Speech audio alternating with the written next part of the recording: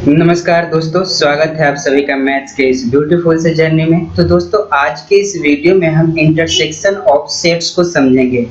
तो आइए लिखते हैं इसका डेफिनेशन और समझते हैं इसको इसके डेफिनेशन के थ्रू। तो दोस्तों, डेफिनेशन है the intersection of sets A and B. A और बी का intersection is the set of all the elements which are common to both A and B।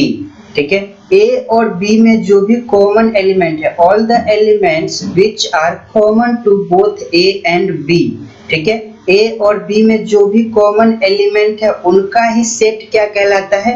Intersection of set A and B कहलाता है। ठीक है, मैं आपको example से समझा रहा हूँ। ये एग्जांपल लिया मैंने सेट A, और सेट ए में हमने एलिमेंट रख दिया 2, 4, 6, 8, 10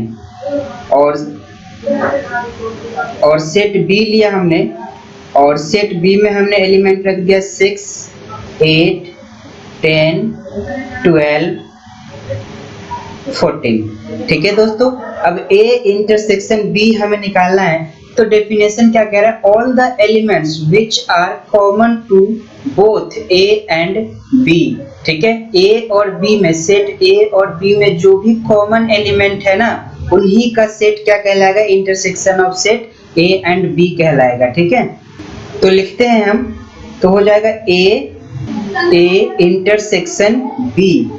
ये क्या होगा? ए इंटरसेक्शन बी, जो दोनों में कॉमन एलिमेंट है, सेट ए और बी में जो कॉमन एलिमेंट है उनका सेट। तो कॉमन कौन कौन सा है? देखो 6, 8, 10, 6, 8, 10 दोनों में कॉमन है।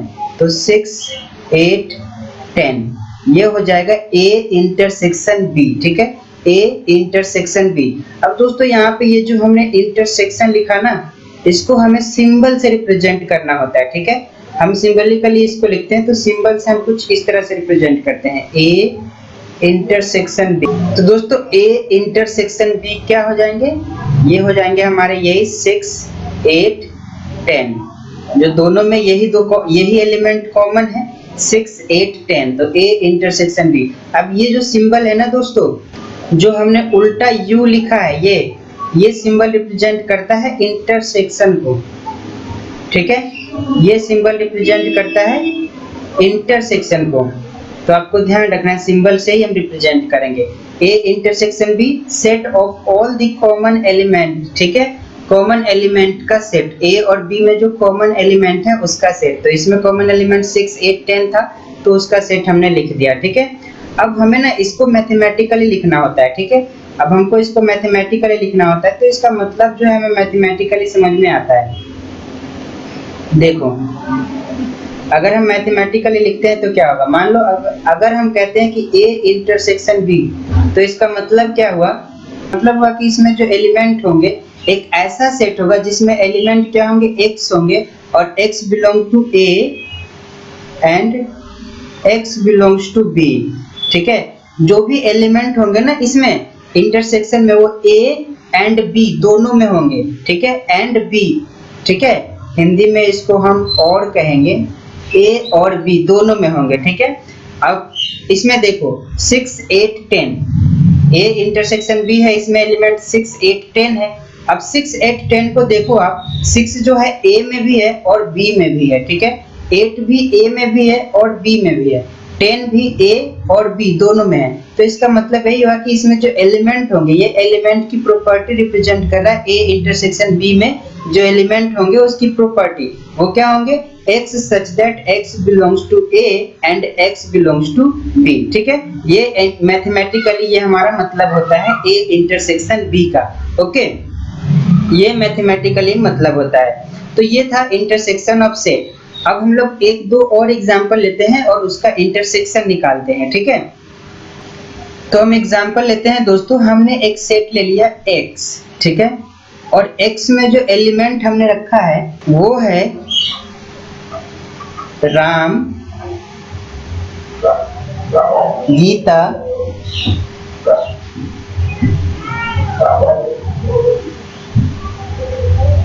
अकबर,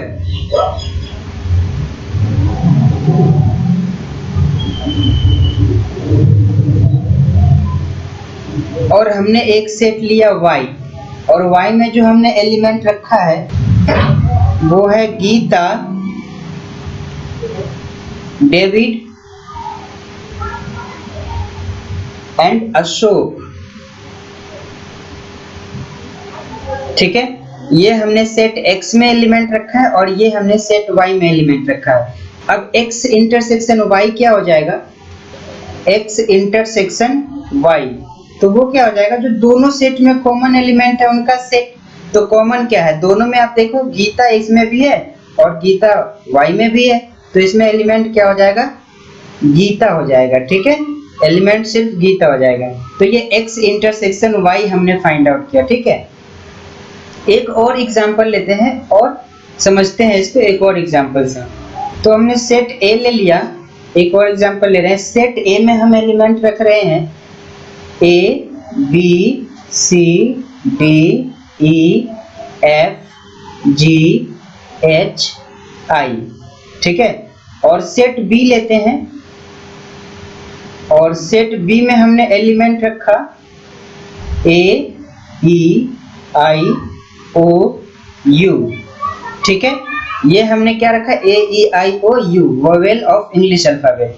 अब A इंटरसेक्शन B क्या होगा, A इंटरसेक्शन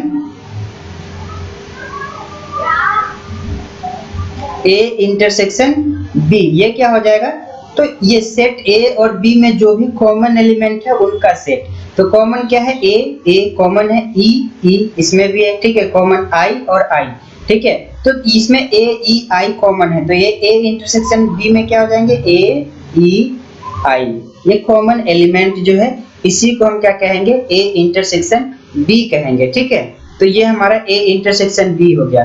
और मैथमेटिकली मैंने आपको बताया है, अगर हमें मैथमेटिकली लिखना है तो कैसे लिखेंगे, अगर A इंटरसेक्शन B है तो इसका मतलब कि इसमें एलिमेंट जो है वो x belongs to A and x belongs to B है। ठीक है, x बिलोंग्स टू A और B। ठीक, मतलब कि x जो है वो A में भी होगा और x जो है वो B में भी होगा। ठीक है, तो इसमें आप कोई सा भी एलिमेंट देखो, सेट A इंटरसेक्शन B में कोई सा भी एलिमेंट देखो वो A में भी है और B में भी है। A में है और B में है। ठीक है, A में है और B में है। E जो है वो भी A में है और B में है।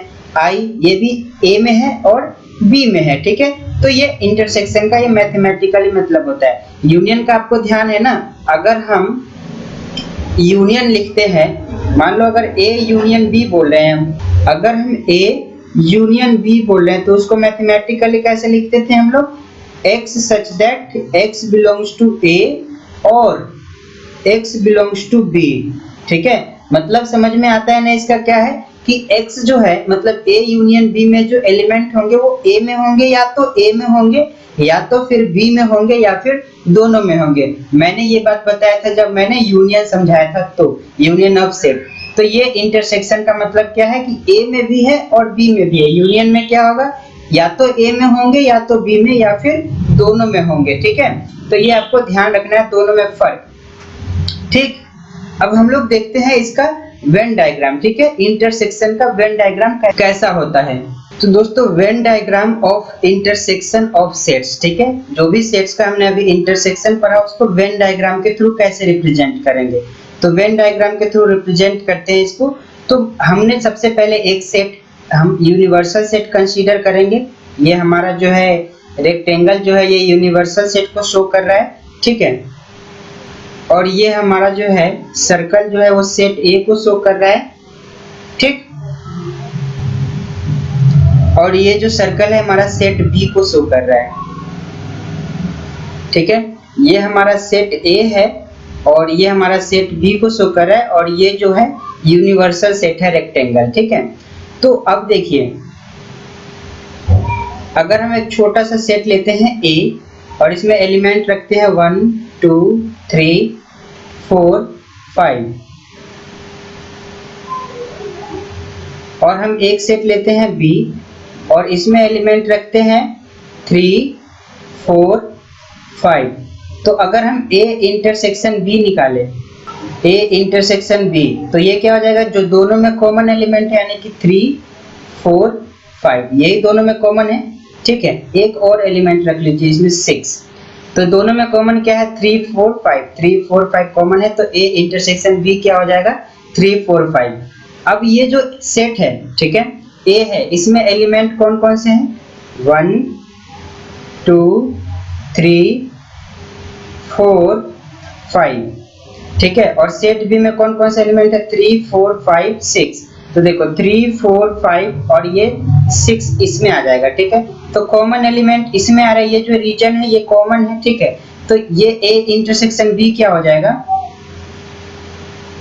A इंटरसेक्शन B ये वाला रीजन हो जाएगा जो कॉमन है दोनों में, ठीक है। तो यहाँ पे हम A इंटरसेक्शन B हमारा ये कॉमन रीजन हो गया, ठीक है। ये जो कॉमन है दोनों सेट में, इसी को हम क्या कहेंगे A इंटरसेक्शन B कहेंगे, और ये हमारा वेन डायग्राम हो गया A इंटरसेक्शन B का, ठीक है।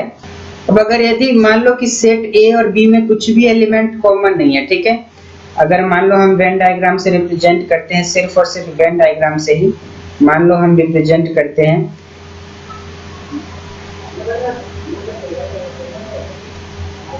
तो हम इसका वेन डायग्राम बनाते हैं, ये कुछ ऐसा वेन डायग्राम होगा। तो ये हमारा यूनिवर्सल सेट हो गया, ये सेट A और ये सेट B।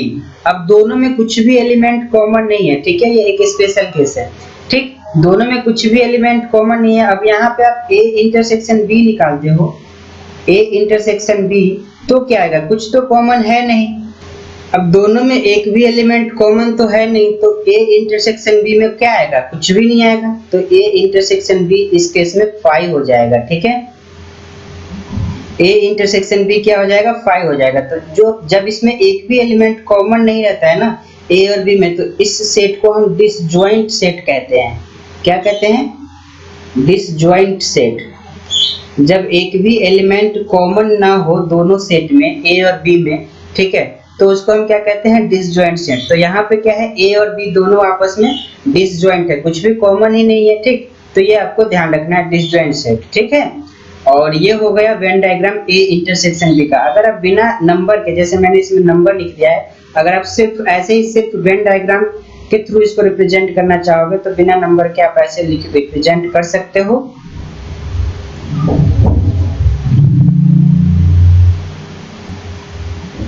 ये A हो गया, ये B हो गया, और ये वाला जो रीजन है ना हमारा, ये जो कॉमन रीजन है, इसी को हम A इंटरसेक्शन B कहेंगे, ठीक है, A इंटरसेक्शन B कहेंगे, ठीक। तो ये वेन डायग्राम है A इंटरसेक्शन B का। तो आई होप कि आपको वेन डायग्राम समझ में आया होगा, डिसजॉइंट ऑफ सेट समझ में आया होगा, ठीक है, कि डिसजॉइंट सेट किसको कहते हैं, ओके। अब चलिए हम इसका प्रॉपर्टी देखते हैं वेन डायग्राम का, ठीक है।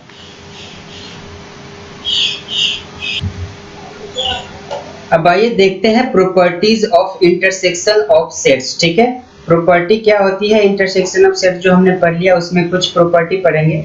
तो हमारा फर्स्ट प्रॉपर्टी है कि अगर आप A इंटरसेक्शन B करते हैं, ठीक है, या आप B इंटरसेक्शन A करिए, दोनों कंडीशन में आंसर क्या आएगा आपका, सेम आएगा, ठीक है। और इसको हम कौन सा लॉ कहते हैं, इसको हम कहते हैं कम्यूटेटिव लॉ, ठीक है, ये हमारा है कम्यूटेटिव लॉ। अब हमारा सेकेंड प्रॉपर्टी है, अब हम तीन सेट का इंटरसेक्शन करते हैं, तो A intersection B intersection C। आप पहले A इंटरसेक्शन B कर लीजिए और फिर C के साथ इंटरसेक्शन कीजिए, या फिर आप पहले B इंटरसेक्शन C कर लीजिए और फिर उसके बाद A के साथ इंटरसेक्शन कीजिए। दोनों केस में क्या आएगा, रिजल्ट आपका सेम आएगा, और इस लॉ को हम कहते हैं एसोसिएटिव लॉ। कौन सा लॉ, एसोसिएटिव लॉ। और हमारा थर्ड प्रॉपर्टी है हमारा कि अगर आप फाई के साथ A का इंटरसेक्शन करते हैं, अगर आप फाई इंटरसेक्शन A करते हैं तो आपको क्या मिलेगा, फाई ही मिलेगा,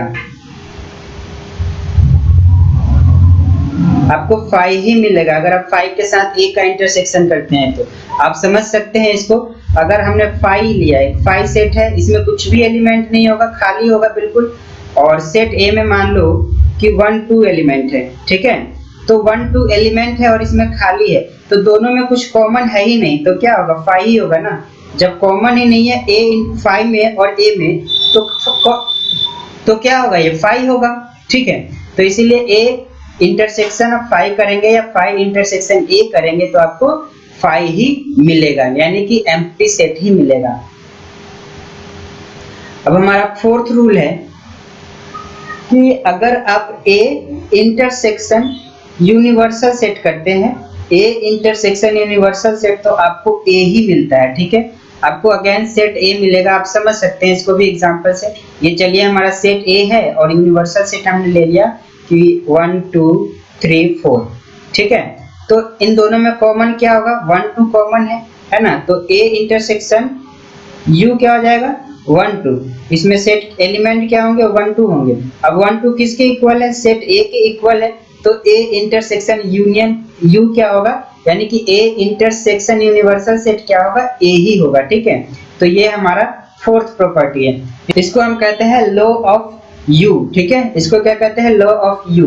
अब हमारा फिफ्थ नंबर प्रॉपर्टी है, हमारा फिफ्थ प्रॉपर्टी है अगर आप ए इंटरसेक्शन ए करते हैं, ठीक है, आप ए इंटरसेक्शन ए करते हैं तो आपको ए ही मिलेगा, ठीक है। आप इससे समझ सकते हैं ए इंटरसेक्शन ए में क्या होगा, ए इंटरसेक्शन ए करेंगे तो चलिए एक बार और मैं ए लिखता हूं जिसमें 1 2 ही है।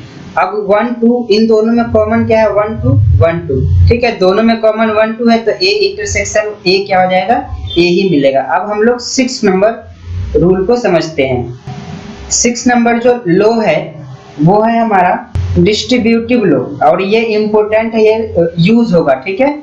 तो ए इंटरसेक्शन आप बी यूनियन सी करेंगे तो ये आपको मिलता है ए इंटरसेक्शन बी, ठीक, यूनियन ए इंटरसेक्शन सी, ठीक है। इसको हम डिस्ट्रीब्यूटिव लॉ कहते हैं, ठीक। इसको क्या कहते हैं, डिस्ट्रीब्यूटिव लॉ कहते हैं। अब ये जो लॉ है इसको हम वेन डायग्राम के थ्रू प्रूव करेंगे, ठीक, डिस्ट्रीब्यूटिव लॉ को। तो चलिए वेन डायग्राम के थ्रू हम डिस्ट्रीब्यूटिव लॉ को प्रूव करते हैं। तो ये हमारा लास्ट रूल जो था वो डिस्ट्रीब्यूटिव रूल कुछ ऐसा था कि अगर हम A intersection B union C करते हैं तो ये हमें क्या मिलता है, ये मिलता है हमें A intersection B union A intersection C, ठीक है। अब इसको हमें वेन डायग्राम के थ्रू रिप्रेजेंट करना है। तो पहले हम लेफ्ट हैंड साइड को करेंगे, फिर हम राइट हैंड साइड को रिप्रेजेंट करेंगे, ठीक है। तो लेफ्ट हैंड साइड में क्या है, देखो जरा, लेफ्ट हैंड साइड में A intersection B union C है, ठीक है, A intersection B union C. तो सबसे पहले हम वेन डायग्राम बनाते हैं। ये हमने वेन डायग्राम बनाया, ये यूनिवर्सल सेट को शो कर रहा है। तो ये हमने एक वेन डायग्राम बना लिया, ये हमारा यूनिवर्सल सेट है, ये हमारा सेट ए है, ये बी है और ये सी है। अब देखो बी यूनियन सी क्या होगा, बी यूनियन सी यानी कि ये पूरा रीजन हो जाएगा, ये पूरा रीजन हमारा बी यूनियन सी होगा, ठीक है। अब बी यूनियन सी ये हमारा पूरा रीजन आ गया, ठीक। अब हमें इसे करना क्या है, तो अब हमें ए के साथ इंटरसेक्शन निकालना है इसका, ठीक है, इस वाले रीजन का ए के साथ इंटरसेक्शन निकालना है। तो एक और डायग्राम नेक्स्ट डायग्राम में ये मैं आपको करके दिखा रहा हूँ। अब देखो ये वाला तो हमारा बी यूनियन सी है, ठीक है, बी यूनियन सी ये पूरा रीजन है। ऊपर वाले में देखो ये पूरा रीजन हमारा क्या है, बी यूनियन सी है। अब इसके बी यूनियन सी के साथ हमें इंटरसेक्शन निकालना है ए का। तो इस वाले में और इन दोनों में कॉमन क्या है, इस सेट ए में और बी यूनियन सी में, यानी कि इस पूरे में कॉमन क्या है, इस पूरे में आप देखो इस पूरे में और सेट ए में कॉमन क्या है, यानी कि सिर्फ ये वाला रीजन कॉमन है, यानी कि ये जो रीजन है ना, ये जो रीजन है ये कॉमन है, ठीक है, यही वाला रीजन सिर्फ कॉमन है दोनों में। तो हम इसको क्या कहेंगे, ये हमारा है ए इंटरसेक्शन और ये तो हमारा बी यूनियन सी था ही, ठीक है, ये हमने बी यूनियन सी निकाल दिया था और इन दोनों में हमने देखा कि ये वाला रीजन आ रहा है हमारा, तो A intersection B union C ये हमारा लेफ्ट हैंड साइड का हो गया, ठीक है। अब हम जरा राइट हैंड साइड वाला करें, तो राइट हैंड साइड में क्या है, पहले ए इंटरसेक्शन बी और ए इंटरसेक्शन सी है, ठीक है। तो पहले हम वेन डायग्राम बनाते हैं। तो ये हमारा सेट ए, ये सेट बी और ये सेट सी हो गया, ठीक है, और ये हमारा यूनिवर्सल सेट तो है ही। अब A intersection B, A intersection B, इन दोनों में कॉमन क्या है? इन दोनों में क्या रीजन कॉमन है? कौन सा रीजन है? तो आप देखेंगे कि इन दोनों में ये वाला रीजन, ये वाला रीजन, जो ये रीजन है, ठीक है, ये दोनों में कॉमन है, ठीक है। सिर्फ A और B की बात चल रही है, ठीक है। तो कॉमन A इंटर है, तो कॉमन है A और B, इन दोनों में ये वाला रीजन, ठीक। तो हम इसको कहेंगे कि ये हमारा A इंटरसेक्शन B है, ठीक है, ये हमारा A इंटरसेक्शन B है। अब एक और वेन डायग्राम बनाते हैं। तो एक और वेन डायग्राम बनाया हमने, तो इसमें ये जो रेक्टेंगल है यूनिवर्सल सेट, ये हमारा A है और ये B है और ये C है। अब A intersection C, A intersection C, तो A और C में कॉमन क्या है? तो आप ध्यान से देखेंगे तो आपको ये वाला रीजन कॉमन नजर आएगा, ठीक है। ये वाला रीजन क्या होगा? कॉमन आएगा नजर, ठीक। तो ये रीजन कॉमन है। अब हमें A इंटरसेक्शन C भी मिल गया, ठीक है, और हमें A इंटरसेक्शन B भी मिल गया। अब दोनों का यूनियन, ठीक है, इस वाले का और इस रीजन का यूनियन, तो दूसरे वेन डायग्राम में इस रीजन और इस रीजन का यूनियन बनाएंगे तो देखिए कैसे आएगा। तो अब इन दोनों को हम क्या करेंगे? यूनियन कर देंगे, यानी कि एक साथ कर देंगे। तो क्या हो जाएगा? ये और ये पूरा, और इन दोनों में देखिए ये वाला रीजन और ये वाला रीजन कॉमन दिख रहा है, तो इसको तो हम एक ही बार लिखेंगे, तो ये हमारा पूरा ये वाला रीजन निकल के आ जाएगा, ठीक है। ये जो रीजन है ना हमारा, ये रीजन आ जाएगा। ये क्या होगा?